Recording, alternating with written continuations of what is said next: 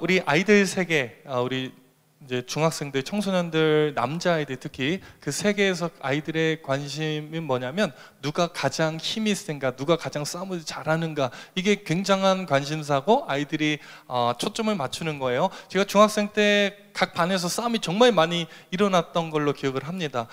반에서 싸움을 해서 누가 가장 힘이 센가, 우리 반 짱이 누군가. 물론 저는 그 싸우는 친구가 아니었고 저는 구경하는 입장이었어요. 반에서 누가 힘이 센가, 그걸 넘어서 우리 학년에서 누가 가장 힘이 센가, 그걸 넘어서 우리 학교 일장이 누구인가, 그것을 넘어서 우리 지역을 이렇게 쥐고 있는 가장 힘센 짱이 누군가. 이것은 아이들의 관심사고 아이들 세계에서도 힘의 논리가 작동을 합니다. 힘 있는 애, 싸움 잘하는 친구가 가장 큰 권력을 가지고 있는 것이죠. 근데 아이들 세계뿐만 아니라 오늘 성경 본문에 보니까 어른들 세계에서도 이 논리가 적용이 되는 것 같아요. 힘의 논리, 1등이 되고자 하는 욕망. 오늘 말씀 33절에서 34절을 봅시다. 자, 33절. 가버나움에 이르러 집에 계실때 제자들에게 물으시되 너희가 길에서 서로 토론한 것이 무엇이냐 하시되, 34절에 있습니다. 시작. 그들이 잠잠하니 이는 길에서 서로 누가 크냐 하고 쟁론하였습니다. 이 쟁론이라는 단어가 이제 아랫부분에 보면은 쟁론이라는 단어가 33절에 보면 토론이라는 이 단어랑 똑같은 단어예요. 그러니까 이 제자들이 누가 큰가에 대해서 이걸 가지고 논쟁이 일어난 거예요. 누가 크냐, 누가 1등이냐.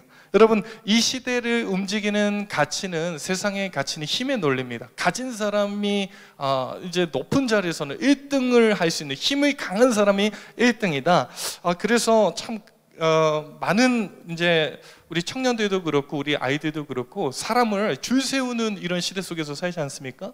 그러니까 사람을 평가할 때에 그 사람의 성적을 가지고 수능 등급을 매기는 거예요. 너는 몇 점이니까 몇 등급, 너는 몇 점이니까 몇 등급, 1등부터 꼴등까지 쭉 줄을 세우는 거예요. 그래서 학교도 서열이 있습니다. 점수에 맞게, 등급에 맞게 내가 갈 수 있는 학교가 정해져 있어요. 들어갈 수 있는 과가 정해져 있습니다. 뭐 등급이 나눠져 있고, 학교가 나눠져 있고, 들어갈 수 있는 회사가 나눠져 있고, 외모에 따라서 등급이 나눠지고, 우리가 가진 거에 대해서 등급이 나눠지고, 우리 능력에 따라서 다 서열이 매겨지는 그런 시대 속에서 우리가 살아가요. 종합적으로 이것이 딱 이제 통계가 나오는 것이 뭐냐면 결혼정보 업체에서 등급이 나눠지는데 1등급부터 16등급이 있어요. 그래서 비슷한 등급끼리 만날 수 있도록 만남을 주선해주는 그 결혼정보 업체에 보면은 우리 등급이 딱 나옵니다. 내 학교, 내 배경, 내 지식 수준, 내가 나온 뭐 학교 배경 뭐 이런 거 다 해서 우리 등급이 나오는 거예요. 심지어는 우리가 마시는 우유에도 등급이 있어요. 1등급 우유, 2등급 우유는 들어본 적이 없지만 우리 우스갯소리로 이런 얘기 많이 하잖아요. 아기가 태어났어요. 태어났을 때 엄마가 얘는 천재 같아. 그래서 아인슈타인 우유를 먹였어요. 그리고 초등학교 들어가니까 천재는 아닌 것 같다. 서울대라도 가라. 서울 우유를 먹였답니다. 중학생쯤 되니까 서울대는 글렀고 연세대 가라. 연세 우유를 먹였고, 고등학생 되니까 연세대도 어렵겠다. 건국 우유, 건국대 가자. 건국 우유를 먹었는데 고3이 되니까 다 어려운 거예요. 그래서 어쩔 수 없이 저지방 우유를 먹였더라. 이런 얘기가 있어요. 그러니까 세상은 등급입니다. 서열입니다. 다 이렇게 단계가 있는 거예요. 지방대보다는 건대가 낫고, 건대보다 연대가 낫고, 연대보다는 서울대가 낫고, 서울대보다는 세계적인 유수 대학들이 얼마나 많습니까? 어쨌거나 우리는 이런 나눠지는 시대 속에서 어떤 등급에 들어갈 것인가, 내가 어떤 서열에 위치해 있는가, 내가 어떻게 하면 더 올라설 수 있는가, 이것이 관심이고 이것이 초점이라는 것이에요. 여러분, 이 시대는요, 끊임없는 무한 경쟁의 시대 아닙니까? 우리는 내몰라에 어쩔 수 없습니다. 내가 그러고 싶지 않아도 내몰리는 경쟁 사회 속에서 도태되면 안 되는 거예요. 우리가 잘 보는 시청률이 20%가 넘었다고 해요. 미스터 트롯. 제가 보니까 다 잘해요. 보니까 난리가 났어요. 막 꺾기하고 기교 있고. 그런데 그 안에서도 미스터 트롯 출연자 그 가수들 안에서도 실력을 나누고 등급을 나누고 무한 경쟁, 서바이벌.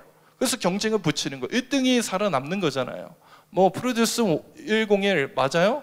옛날에 그런 프로도 있고, 끊임없이 경쟁 구도 속에서 누가 1등인가, 세상의 논리는 이렇습니다. 박스 로마나, 당시 로마의 사회가 구현하고 있는 가치, 힘이 모든 것을 지배하고 힘이 평화를 가져다 준다. 높이 올라서야 된다. 1등이 최고다. 누가 크냐? 이 논리인데 참 안타깝게도 오늘 제가 주목하는 것은 34절이에요. 자, 34절 다시 봅시다. 그들이 잠잠하니 이는 길에서 서로 누가 크냐 하고 쟁론하여. 이 어른들이 누굽니까? 뭐 하는 사람들이에요?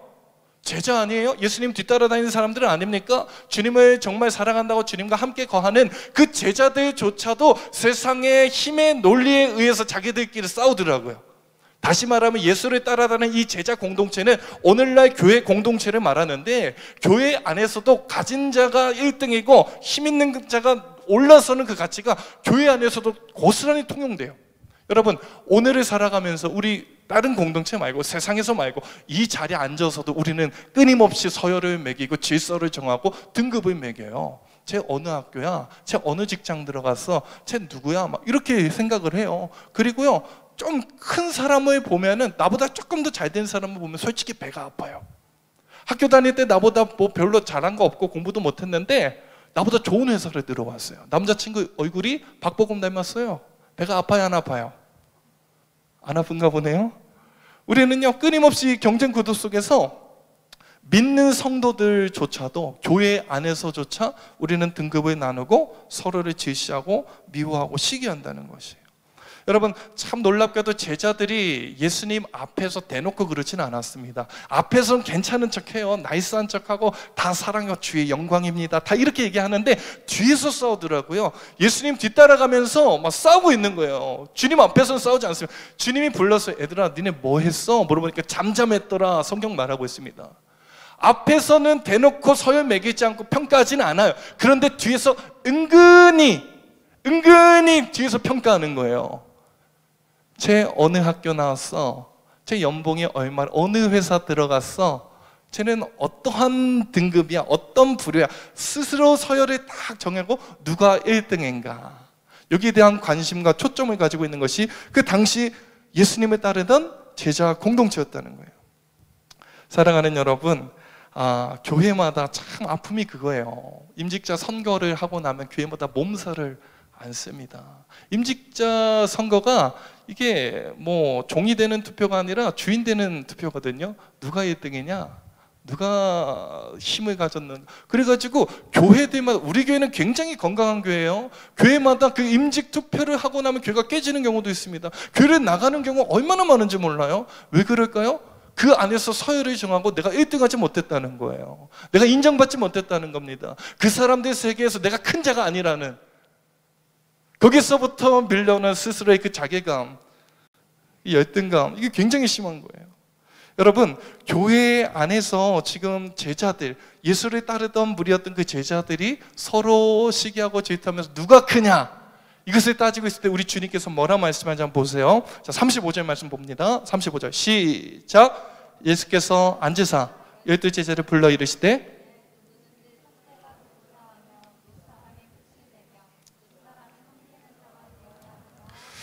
이거 잘 보셔야 돼요. 야, 너 첫째 되려고 하면 교만하면 망한다. 너 꼴등 된다. 까불지 마. 예수님 이렇게 뭐 협박하거나 이렇게 위협하는 그런 뉘앙스가 아닙니다.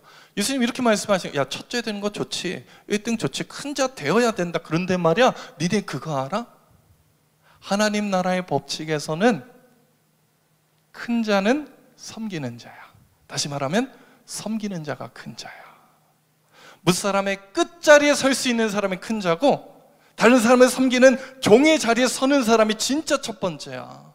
역설이죠. 하나님 나라의 법칙은 이 세상에서 통용되는 가치와 전혀 다른 방식의, 전혀 다른 방향으로 흘러갑니다. 제가 한 7년 전쯤에 교육전도사 2년차 때 이제 부목사님들과 식사를 하는데, 저보다 한 10년은 선배세요. 부목사님이신데, 목사님 이제 고기를 구워서 먹는데 제가 아직도 잊혀지지 않는 게, 보통 그런 자리 가면은 나이 어린 사람이, 그리고 직분이 낮은 사람이 대접하잖아요. 목사님 제가 구울게요. 근데 그 목사님이 딱 앉자마자 숟가락 젓가락 세팅을 쫙 하고 물을 탁 따라주시면서 딱 세팅을 해주시는 거예요. 되게 민망했어요. 목사님 제가 할까? 아니에요 전사님. 전도 이렇게 고기를 굽는데 손수 이 집게랑 가위를 가지고 혼자서 구우시고 저한테 대접을 해주시는 거예요. 굉장히 불편해요. 그런데 그때 저한테 해주신 그 목사님 메시지가 아직도 선명해요. 생생해요. 전사님, 하나님 나라에서는 섬기는 사람이 큰 사람이에요. 진짜 멋있었어요. 제가 그때 이후로 식당에 가면 어떤 모임, 어떤 자리, 청년들을 만나거나 누구를 만나거나 제가 하는 버릇이 생겼어요. 제가 먼저 숟가락 세팅하고, 제가 나보다 나이가 어려도 뭘 따라주고 제가 고기를 구워요. 이 한마디 때문에 천국에서는 섬기는 자가 큰 사람이에요. 어저께도 식사를 하는데 우리 초등부 이영민 목사님 막 이렇게 막 하려고 하더라고요. 제가 못하겠어요. 그리고 제가 딱 고기를 다 굽고 자르고 다 했어요. 그리고 한마디 했어요. 목사님, 천국에서는 섬기는 자가 큰 자예요. 멋있죠? 우리 옆에 분 바라보면서 한번 해볼까요? 천국에서는 섬기는 자가 큰 자예요. 예수님이 말씀하셨어요. 애들아, 니네 첫째 되어야 된다. 진짜 큰 사람 되기를 원해? 막 겸손 떨고 그렇게 하지 말고 진짜 니네 잘 나갔으면 좋겠고 니네 1등 됐으면 좋겠어. 그런데 말이야, 하나님 나라의 원리, 하나님 나라 법칙은 섬기는 사람이 큰 자야. 여러분, 저는요 진짜 큰 사람 되고 싶어요.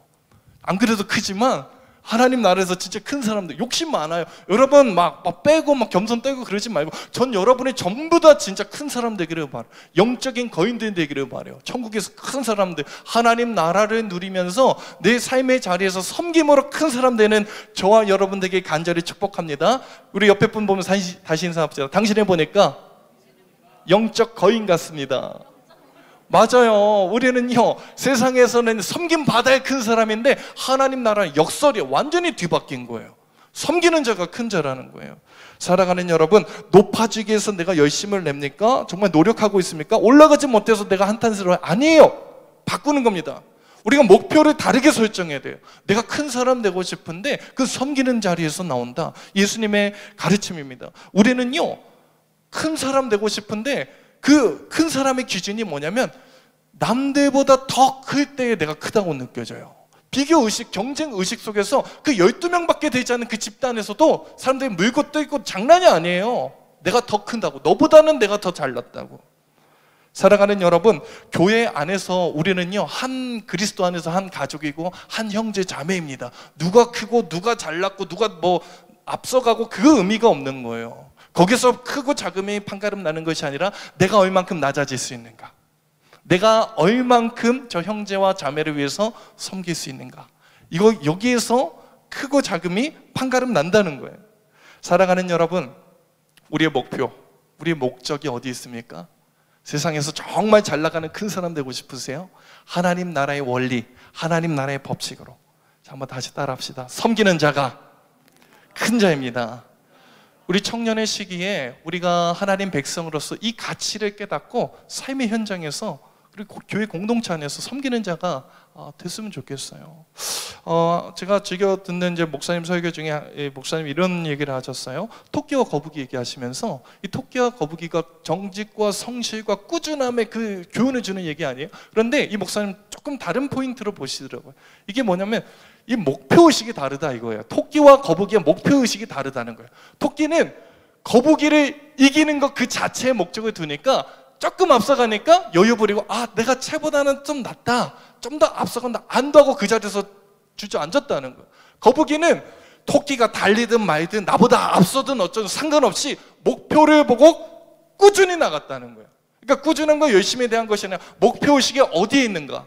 우리 많은 청년들이 목표의식이 어디 있냐면 큰 자, 남들보다 조금 더 잘 돼. 내 옆에 있는 미숙이 영희보다 조금 더 잘 됐으면 좋겠고, 뭐 남들을 비교했을 때 거기서 우리가 가져지는 안도감, 남들보다 조금 못했을 때 얻어지는 좌절감, 이것 때문에 힘들거든요. 우리는 비교의식으로 사로잡혀 사는 사람들이 아닙니다. 여러분, 토끼가 앞질러 가든지 뭐 어떻게 되든지 세상이 흔들리듯 뒤집어지든지 코로나가 어떻게 되든지 상관없이 우리의 목표는 단 한 가지 돼야 돼요. 섬기는 자. 하나님 나라에서 큰 자는 섬기는 자. 우리 삶의 목적이 하나님 나라에서 내가 큰 사람 되겠다, 섬기는 사람이 되겠다. 여러분, 이게 너무 중요한 거예요. 우리 딸도 이제 4살이 되다 보니까 이제 한 단계 업그레이드 됐어요. 어린이집 반이 달라졌거든요. 반 편성이 달라졌어요. 3살 때는 샘물반 다니다가 4살 되니까 담비반이 됐어요. 노래를 부르는데 너무 웃긴 거예요. 가사가 이래요. 내가 처음 샘물반에 들어갔을 때에는 나는 아직 어리고 모르는 것만 한 3살이니까 모르는 게 많았겠지. 그런데 이제 1살 더 먹어서 몸도 많이 자라고 생각들도 자라서 단비반에 간다네 하고 자부심을 느끼는데 거기까지는 괜찮아요. 샘물반에서 내가 단비반 됐어요. 그것까지는 괜찮은데 저한테 맨날 이렇게 물어봐. 아빠, 나는 이제 단비반 언니지 샘물반 아가들은 이거 못하지, 이렇게 얘기를 하는데 이 아이가 자기 정체성을 어디에서 발견하냐면 나는 쟤들보다 나아. 샘물반 아가들보다는 단비반 언니가 훨씬 더 성숙했고 몸도 자랐고 생각도 크고 더 잘할 수 있는 것이 많아. 여기에서 자기 정체성을 찾는 거예요. 여러분, 애기들도 그러는데요, 애기들만 그러는 게 아니라 오늘 우리도 그래요. 쟤는 어느 대학 나왔는데 난 어느 대학 나왔어. 쟤는 지금 어떤 포지션 안에 있는데 나는 그보다는 조금 더 위에 있는 포지션에 있어. 여기서 찾아오는 안도감, 이 객관적인 지표로 나를 바라보는 것이 아니라 상대적으로 보는 거예요. 내가 조금 더 우월해, 내가 조금 더 못해, 여기서 좌절하고 여기서 열등감 느끼고. 오늘 주님께서 말씀하시는 거 보세요, 여러분.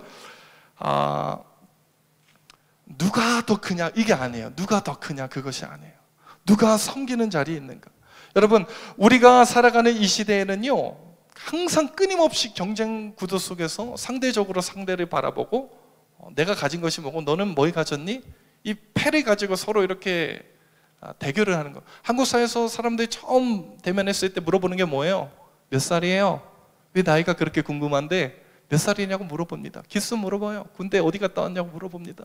내가 뭐 가졌는지를 내세우고 상대방이 가진 패를 까보면서 서로 비교하는 거예요.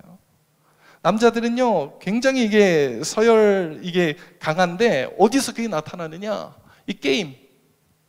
막 게임하면서 누가 잘하냐 못하냐, 게임만 하면 막 승부욕이 발동하는 거야. 내가 너보다 조금 더 낫지 이 허접아 하면서 물고 뜯고, 뭐 게임하면 승부욕이 발동하면서 내가 너보다 낫다 이렇게 얘기를 하는 거예요.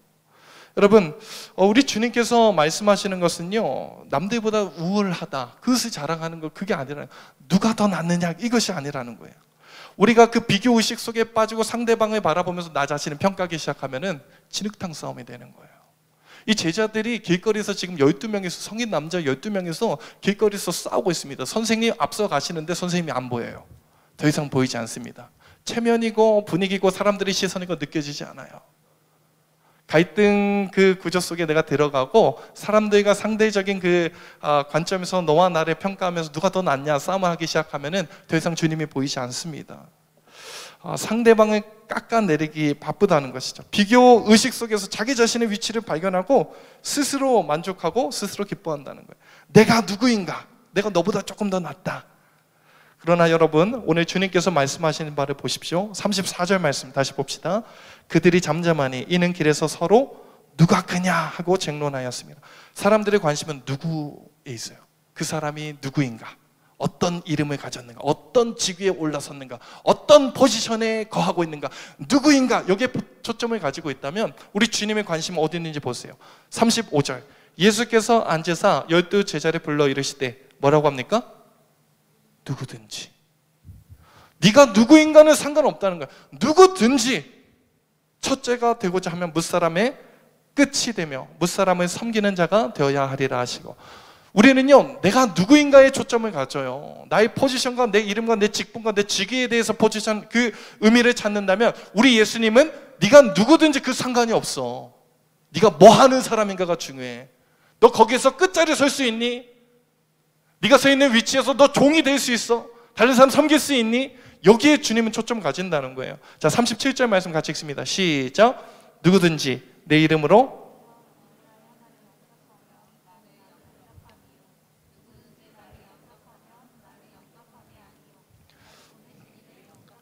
여러분 보세요. 예수님의 말씀 누구든지예요. 누구든지. 제자들의 초점은 누가 크냐? 주님은 누구든지 상관없다. 네 직분이 누구든지, 제자든지 제자 할아버지든지 그 상관없고 네가 섬길 수 있는 사람이냐? 여기에 대해서 주님은 초점을 맞추고 있는 거예요. 여러분, 객관적인 지표로 누가 큰 자인가 했을 때에 저 같은 목회자가 교회 안에서 큰 사람이라고 말할 수 있어요. 신앙 좋은 척도를 말할 때에 저 같은 직분 있는 사람들이, 교회 중직자들이 신앙 좋다고 우리는 착각하기 쉽습니다. 여러분, 목사가 신앙 좋은 사람이에요? 아니에요. 적어도 예수님의 초점과 관심으로 예수님의 말씀을 봤을 때는 목회자가 신앙 좋다, 이건 말도 안 돼요. 누가 신앙이 좋은 사람입니까? 누가 진짜 큰 자입니까? 섬길 수 있는 사람. 여러분, 우리는 직분 뒤에서 스스로를 속일 때가 많아요. 스스로도 속아 넘어갈 때가 많아요. 우리 간사님들, 우리 임원들, 우리 리더들, 내가 그 직분과 직위를 가졌으니까 내가 누구이기 때문에, 아니요, 예수님이 이렇게 말씀하세요. 누구든지 네가 무사람의 끝자리에 설 수 있고, 누구든지 네가 섬기는 종이 될 수 있다면, 누구든지 어린아이 하나를 영접한다면 그 사람이 천국에서, 하나님 나라에서 큰 사람이다. 사랑하는 여러분, 신앙의 성숙은 다른 것에 있지 않아요. 이름에 있지 않습니다. 내 포지션에 있지 않아요. 내 직분에 있지 않아요. 신앙의 성숙도는 그 사람을 얼만큼 섬길 수 있는가, 내가 얼만큼 낮아질 수 있는가, 주님 걸어가신 그 길 따라서 십자가의 길을 걸을 수 있는가 없는가, 여기서 판가름 나는 것이지 내가 누구인가 여기 있지 않다는 것이에요. 시골교회 장로님들 뵈면은 정말 머리 숙여지는 것이 있어요. 이제 교회가 전라북도에서 두 번째로 오래됐고 120년이 넘는 전통을 가진 교회입니다. 여러분, 그 정도 되면은요, 장로님들이 터줏대감이 돼서 거기서 권력을 행사해야 돼요. 그런데 제가 이제 뭐 수십 년 가족같이 지냈잖아요. 뭐 20몇 년을 같이, 아버지가 30년 넘게 목회를 하시는데, 장로님들이 외부에서 이제 손님들 오시고 수련회 딱 오시면 장로님인지 못 알아봐요. 장로님들 5분, 6분 계신데 전부 다 교회에 오실 때 작업복 차림에 밀짚 모자 쓰고 오세요. 교회 허드렛일, 화장실 청소, 뭐 가장 잡다한 일들이 장로님들이 다 하세요. 그 보면서 느끼는 거예요. 섬기는 자가 진짜 큰 자다. 누가 큰 자? 장로가 큰 자인가? 목사가 큰 자인가? 권사가 큰 자인가? 아니요. 신대원 다닐 때 총신의 성자라는 교수님 계셨어요. 그 교수님에게 아버지도 배우셨고 저도 배웠고 우리 형도 배웠어요. 그래서 이제 다 삼부자가 다 이제 은퇴하시고 이제 노 교수님이신데, 그 교수님 뵐 때만 너무 민망해요. 이제 갓 들어온 신입생인지 1년차 전도사, 뭐 신학을 알아요? 그 전도사한테 마주할 때마다 그 교수님이, 그 노 교수님이 굽신거리면서 인사하세요. 아유, 전도사님 안녕하십니까? 너무 부끄러워지는 거예요. 여러분, 이게 신앙의 성숙입니다. 내가 나이를 먹었다고 눌러버리는 것이 아니고, 내가 힘이 있고 지위가 있다고 다스리는 것이 아니라 하나님 나라의 원리, 섬기는 자가 큰 자다. 우리 예수님이 보여주신 그 길, 십자가에서 어떻게 섬기셨는지를 보여주시면서 누가 큰 자냐, 주님 보여주셨죠. 우리 제자들의 모습을 보세요. 제자들은요, 전혀 깨닫지를 못해요. 예수님은 따르고 있으나 섬기는 거에 관심 없습니다. 어쩌면 한국 교회의 문제가 이것이 아닐까 생각돼요. 교회 안에서 감투 쓰기 바쁘고, 이 청년 공동체 안에서 높아지기 원하고 서열 나누고 등급 나눠서 누가 더 크냐, 이 싸움하는 이 힘의 논리, 세상의 논리가 그대로 교회에 들어와서, 세상에서 크면 교회에서도 크고, 세상에서 대접받으면 교회에서도 대접받아야 되는, 교회에서 내가 어떻게 해서든 인정받아야 되고 올라서야 된다는 그 가치가 우리 안에 너무 만연하지는 않는지. 어저께 참 감사했던 것은 우리 리더십들이 이제 조를 짜서 5주 있어요. 5월 달에 교회 청소를 하겠다고. 어제 막 덥고 막 습하잖아요. 마스크 쓰면 얼마나 답답합니까? 본당을 쫙 청소하는 모습 보면서 너무 귀하다는 생각 들었어요. 우리 청년들이 정말 이러한 섬김의 자세, 섬김의 모습을 회복할 수 있는, 정말 여러분 천국에서 큰 자 되기를 소망합니다. 하나님 나라에서 여러분 죽어서 큰 자 된다는 게 아니에요. 이 땅에서 누릴 수 있어요. 남을 섬길 때, 낮아질 때에 맛볼 수 있는 그 감격과 기쁨, 해본 사람만 알아요. 내가 올라서서 막 갑질했을 때 얻어지는 그 기쁨과 차원이 다른 새로운 질적으로 그 기쁨의 퀄리티가 다른 그 기쁨을 남을 섬길 때 맛볼 수 있다는 거예요. 여러분, 다음 주 이제 돌아오는 토요일에 우리 또 리더십들 나와서 이제 청소할 텐데, 리더, 간사, 임원 아니어도 나오셔도 괜찮습니다. 같이 청소해요. 같이 하나님 나라를 위해서 섬길 수 있는 저와 여러분 되길 간절히 소망합니다. 자, 그런가 하면은 누구를 섬겨야 될까? 섬기는 자가 큰 자라고 했는데 누구를 섬겨야 될까? 어떻게 섬겨야 될까? 한번 따라합시다. 작은 자를 섬깁시다. 다시 한번요. 작은 자를 섬깁시다. 예수님 36절에서 이렇게 말씀하세요. 어린 아이 하나를 데려다가 그들 가운데 세우시고 안으시며 제자들에게 이르시되, 37절 같이 읽습니다. 시작. 누구든지 내 이름으로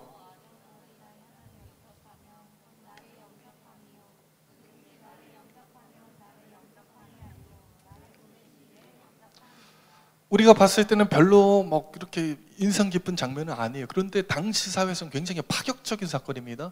어른들 모여서 얘기하는데 아이가 그 자리에 낄 수가 없어요. 아이들은요, 법적인 이런 효력이 없습니다. 사람으로 세지도 않았어요. 왜냐하면 율법을 지킬 수 있는 권한, 능력이 없기 때문에 불완전한 존재로 봤고 굉장히 하찮은 존재로, 법적인 권리를 가지지 못한 정말 가장 귀찮은 존재 또는 만만한 존재가 아이들이었어요.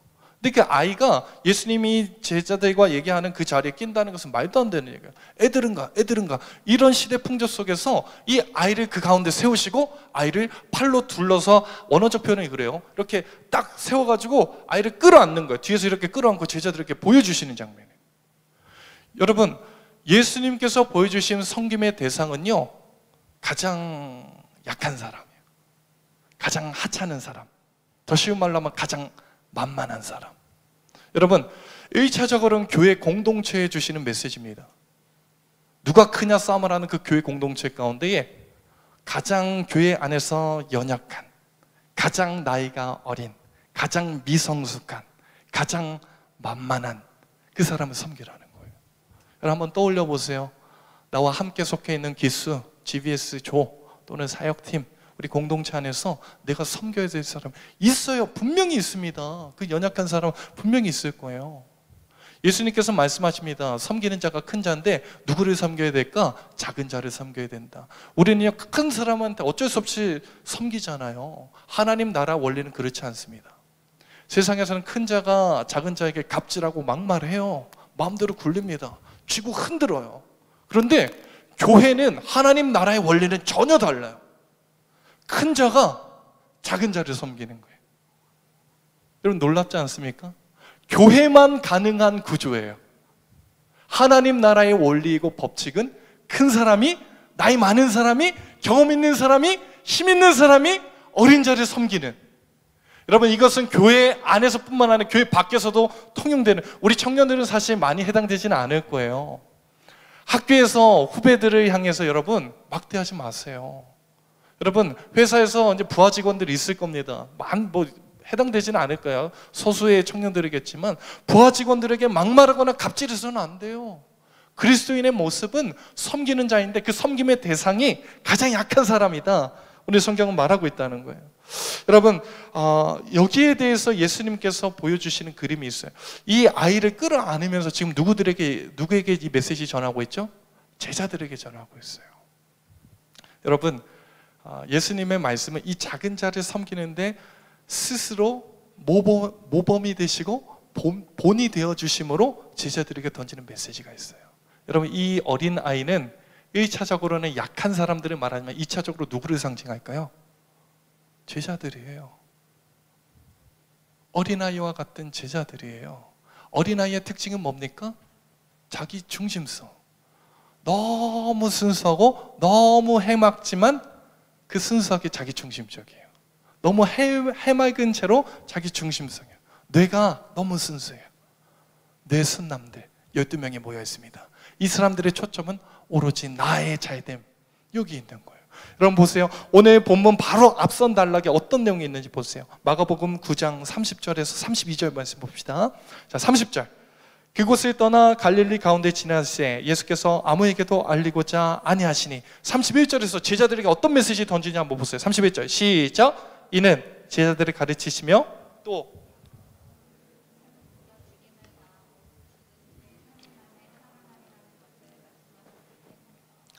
여러분 보세요. 예수님께서 이 두 번째 말씀하시는 거거든요. 십자가 고난을 두 번째 야, 나 이제 곧 있으면 십자가에 달려서 죽는다, 사람들에게 잡힌다, 이 말씀하셨어요. 그런데 놀랍게도 32절에 보니까 그러나 제자들은 이 말씀을 깨닫지 못하고 묻기도 두려워하더라. 그 다음에 이제 서로 물고 뜯고 싸우는 거예요. 선생님은 잡혀가신다는데, 십자가 지신다는데 제자라는 놈들이 12명 중에 한 놈이라도 선생님 마음 이해하는 사람이 없어요. 정말 어린아이와 같은 모습. 누가 크냐? 누가 1등이냐? 누가 잘났냐? 누가 앞서가냐? 여기에만 관심이 있어요. 선생님 돌아가시는 거에 관심이 없어요. 이게 제자들의 지금 모습이었어요. 너무 어린아이와 같은 신앙. 여러분, 우리 주변에 이런 사람 얼마나 많은지. 너무 해맑고, 사람은 괜찮아요. 나쁜 아이가 아니에요. 나쁜 친구가 아니에요. 해맑고 순수한데 자기 중심성으로 똘똘 뭉쳐져 있는, 전혀 얘기가 통하지 않는 우리 청년들 한번 생각해 보세요. 어린아이 같은 청년 있어요, 없어요? 내 주변에. 이 사람 섬기라고요. 주님께서 누구를 섬겼습니까? 이 제자 공동체를 향해서 아이를 끌어안듯이 그 제자들을 불러 모으시고, 얘들아 잘 들어봐. 천국에서는 섬기는 자가 큰 자. 자기 스스로, 예수님 스스로 제자들을 섬기시면서 이 모범을 보여주시는 거예요. 그들을 끌어 안으시면서 정말 화딱지가 나고 정말 진짜 이해되지 않는 그 제자들, 내가 죽는다는데 지들 살 길만 찾고, 앞에서는 뭐 주의 영광을 위해서 뭐 한다, 뒤에서는 다 지들 밥그릇 찾고 있는 이 제자들을 향해서 그들을 꼭 끌어 안아주시는 예수님의 모습. 어떻게 섬겨야 될까? 정말 화딱지나고 얼굴 쳐다보면 열불 터지는 그 사람을 섬기라는 거예요. 이해되지 않는 자기 중심성으로 똘똘 뭉쳐져 있는 어린아이와 같은 그 한 사람을 섬기라는 거예요. 우리 조원들 중에 있을 수 있습니다. 우리 회사에 있을 수 있어요. 우리 회사에 뭐 부장님, 과장님 되실 수 있어요. 알바 사장님 될 수 있습니다. 그 사람 섬기라는 거예요. 여러분, 쉽습니까? 쉽지 않죠. 그런데 예수님께서 이 섬김의 모습을 보여주셨습니다. 어떻게 보여주셨어요? 예수님도 정말 웃겨요. 31절 보세요. 가버나움에 이르러 집에 계실새 제자들에게 물으시되 너희가 길에서 서로 토론한 것이 무엇이냐 하시되. 토론하는 것이 뭐냐? 야, 아까 너네 너무 시끄럽던데 뭐 때문에 그랬던 거야? 예수님 알았을까요? 몰랐을까요? 제자들이 싸우고 있는 내용 알았을까요? 몰랐을까요? 모른 척 하시는 거예요. 예수님 진짜 웃겨요. 그리고 나서 공개적인 장소에서 혼내시거나 다그치거나 공개 처형하지 않았어요. 직계 처분하지 않았습니다. 사적인 장소로 불러 모으세요. 집에 들어가서 아이들, 제자들 불러 모으시고 말씀하세요. 얘들아 잘 들어봐. 천국에서는 말이야, 섬기는 자가 큰 자. 예수님이 그 길거리에서 얼마나 쪽팔렸을까요? 제자라는 놈들이 12명이 서로 엉켜붙어서 싸우고 논쟁하고 있는데 사람들이 다 쳐다봤을 거 아니에요. 저 같았으면 이렇게 막 헛기침하거나 뒤 막 째려보면서 눈치 주거나 이랬을 거예요. 집에 들어왔으면 빠따 때리고. 제자들한테 충분히 이럴 수 있었던 예수님께서 그 자리에서 직결 처분하지 않았습니다. 어떻게 했냐면 그들을 불러 모으시고 사적인 자리에서 한 템포 참으시고 용납하시고 기다려주시고 그들을 불러서 얘들아, 섬기는 자가 큰 자다. 섬기는 자가 큰 자다. 사랑하는 여러분, 우리가 섬겨야 될 그 대상은 쉽지 않습니다. 쉬운 상대가 아닐 거예요. 어린아이와 같은 내 주변에 있는 그 사람, 정말 섬기는 것이 쉽지 않을 것입니다. 중학교 아이들과 뒹굴면서 한 5년간, 6년간 사역하면서 정말 제가 많이 힘들었어요. 많이 힘들었어요. 이 찬양 시간 되면은 아이들 이제 예배 와서 얘들아 찬양하자 하면은 애들이 중학생쯤 되면 한 50%가 아이들 관절염을 가지고 있어요. 일어나는데 한 3분 걸립니다. 여기저기서 막 신음소리 막 나고 막 샬롬부 어르신들보다 더 늦게 일어나요. 막 일어나가지고 찬양하는데 아이들이 뭐 그냥 그 시간에 묵상하는 시간이에요. 눈을 감고 고개를 떨구고 쳐다보고 짝다리 짚고 야 한번 찬양 따라 하자. 막 항상 애들이 했다고요. 막 이렇게 막 개기고 그런 아이들 데리고 막 찬양하는데 정말 힘들었어요. 말씀 증거하는데 정말 밤새도록 설교 준비해서 그냥 막 설교 막 하고 나오면 아이들 표정이 너무 밝아요. 애들이 예배 끝나고 나서 전사님 너무 좋았어요. 뭐가 좋았어? 오늘 일찍 끝나서 너무 좋았어요. 이런 말을 들을 때마다 정말 속상해요. 십자가에 못 박아버리고 싶어요. 정말 마음이 속상하고 사랑이 잘 안 되더라고요. 제가 마음이 참 힘들어요. 그 어린아이와 같은 어린아이들이잖아요. 그 아이들을 품기가 참 힘들었어요. 정말 예배 태도 안 좋을 때 앞자리에서 막 진짜 핸드폰하고 대놓고 막 떠들고 예배를 방해하는 애들이 제가 끝나면은 그 아이들이 따로 불러서 공과 보내지 않았습니다. 가둬놓고 엄청 호되게 혼냈어요. 눈물이 빠지게 이렇게 호되게 혼낸 적들이 한두 번이 아니에요. 그런데 지금 생각해보면 너무 후회가 돼요. 예수님이었으면 어땠을까? 예수님 심정은 어땠을까? 십자가 지러 간다고 분명 말씀하셨는데 제자들이 뒤에서 싸우고 있을 때 심정이 어땠을까? 예수님 그 자리에서 바로 화내시고 바로 다그치시고 논리적으로 야 니들이 사람이냐 이렇게 하면서 막 혼내시지 않으시고 그 순간 한 템포 참으시고 모른 척 하시더라고요. 아까 무슨 일이 있었니? 여러분, 논리로 사람이 변하지 않아요. 혼낸다고 사람 변하지 않아요. 참아주고 인내하고 기다려주고 사랑해줄 때 그 사람이 변합니다. 이 제자 공동체가 결국엔 변하잖아요. 하나님 나라를 위해서 섬겨주니까 살아나잖아요. 이 12명의 그 제자 공동체를 통해서 초대교회가 일어나잖아요. 그들이 잘나섭니까? 능력 있어서입니까? 아니에요. 예수님의 참아주심, 인내하심, 받아주심, 정말 어린아이와 같은 그들을 끌어안아주시는 주님의 그 사랑이 그들을 변화시키는 거잖아요. 여러분, 정말 쉬운 일이 아닙니다. 그런데 하나님 나라 원리는요, 다그치고 혼내고 그 자리에서 즉결 처분한다고 사람이 변하는 것이 아닙니다. 섬길 때에, 우리가 낮아져 썩어질 때에 그 사람에게 변화가 일어나는 거예요. 하나님 나라의 원리는, 법칙은 이런 방식으로 흘러간다는 거예요. 살아가는 여러분, 내가 섬겨야 될 대상은요, 주변에 많이 있습니다. 진짜 많이 있어요.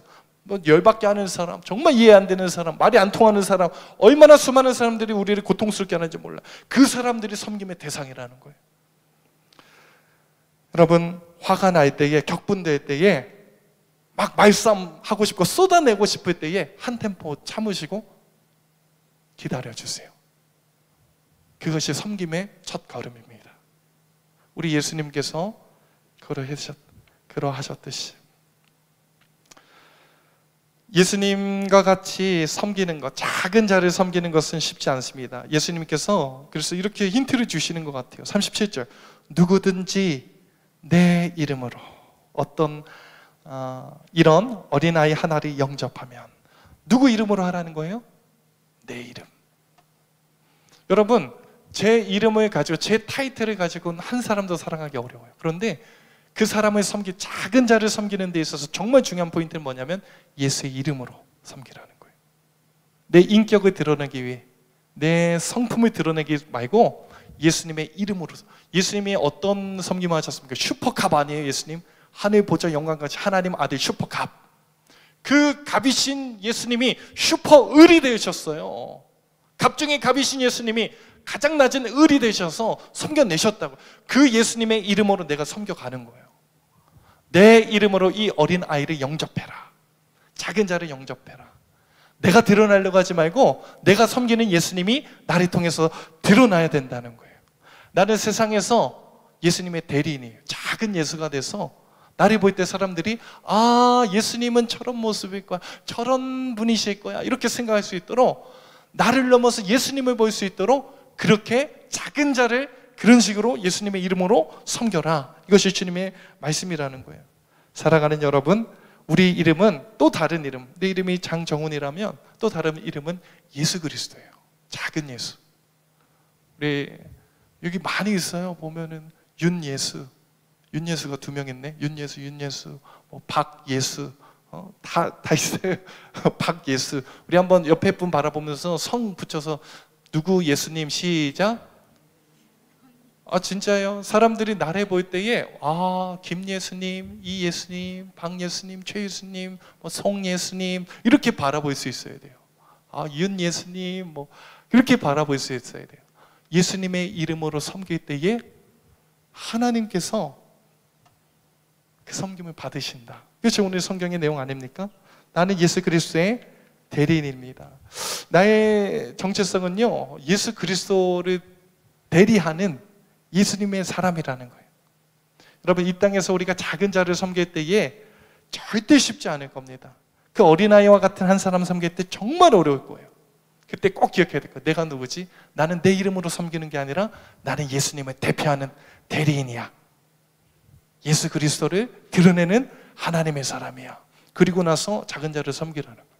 한 청년이 전도를 받는데 중학교 때 정말 이상하더래요. 그 친구가 반에서 친구들이 놀려도 뭐 대꾸도 잘 안 하고 짓궂게 막 해도 막 그렇게 막 맞대응을 안 하는 정말 착한 친구래요. 쟤는 왜 그럴까? 쟤는 왜 그러지? 오늘은 이렇게 생각해요. 쟤 바보 아니야? 근데 그 바보같이 맨날 친구들에게 그렇게 대하던 그 친구가 이렇게 얘기해. 우리 같이 교회 가지 않을래? 그래서 교회를 나왔다는 거예요. 뭐 7, 8년 지난 얘기죠.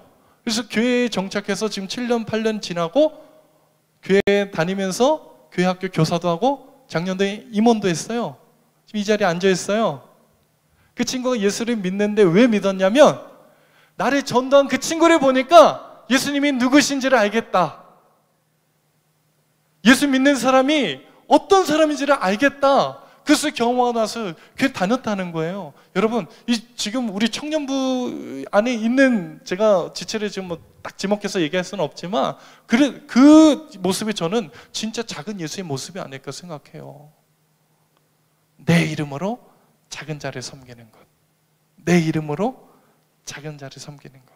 살아가는 여러분, 교회 안에서 예수님의 이름으로 섬길 때에 또 세상에서 예수 그리스도의 이름으로 섬길 때에 성경에 증언하는 바를 보십시오. 37절 말씀 봅시다. 누구든지 내 이름으로 이런 어린아이 하나를 영접하면, 누구를 영접함이에요? 곧 나를 영접하며. 누구든지 나를 영접하면, 나를 영접함이 아니요 나를 보내신 이를 영접하며. 내가 작은 자를 섬겼는데요, 이 작은 아이를 끌어안았는데 사실은 내가 누구를 끌어안고 있었다는 거예요? 예수 그리스도를 끌어안고 하나님 아버지를 끌어안는 거예요. 여러분, 이 땅을 살면서 어떻게 하나님 영광 올려드릴까 막 거창하게 생각하지 마세요. 작은 부분에서 섬길 때, 내가 낮아질 때 하나님 나라의 큰 자가 되는 그 모습으로 이 땅에서 예수 그리스도의 대리인으로 살아갈 때에 그게 하나님의 영광이에요. 여러분이 큰 사람 돼서 뭐 시상식 올라가서 연예인 되어가지고 뭐 하나님께 영광 올려드리면 아니에요. 어린 아이를 끌어안으시는 그 예수님의 그 섬김 그 자체가 하나님을 끌어안는 거예요. 여러분이 이해할 수 없는 그 사람을 섬기고 받아들이기 힘든 어린아이를 용납하기 시작할 때에 그 용납과 그 끌어안음이 하나님 아버지를 영접하는 모습이다. 예수 그리스도를 사랑하는 모습이다. 이 땅에서 작은 섬김과 실천이 하나님께 정말 영광된 정말 신앙인의 모습이다. 성경은 증언하고 있습니다. 살아가는 여러분, 말씀을 줄여 마칩니다. 섬기는 자가 큰 자입니다. 작은 자를 예수님의 이름으로 우리는 섬겨야 됩니다. 정말 쉽지 않을 거예요. 그때마다 우리 이렇게 생각해서 예수님이라면 어떻게 하셨을까? 제자들을 용납하신 예수님, 제자들 가운데에 어린아이를 끌어안으신 예수님, 그 생각하면서 하나님, 내가 이 사람 정말 섬기기 어렵지만 주님이 제자들을 끌어안고 주님이 어린아이를 끌어안았듯이 내가 이 형제를, 이 자매를 끌어안겠습니다. 그래서 주님께 영광 올려드리겠습니다. 내일부터 시작되어지는 일상에서 내가 만나는 사람들, 내가 마주하는 상황들 가운데 이 작은 부분에 내가 섬김으로 작은 예수가 됨으로 하나님께 영광 올려드리겠습니다. 이렇게 다짐하고 결단하는 저와 여러분들에게 소망합니다.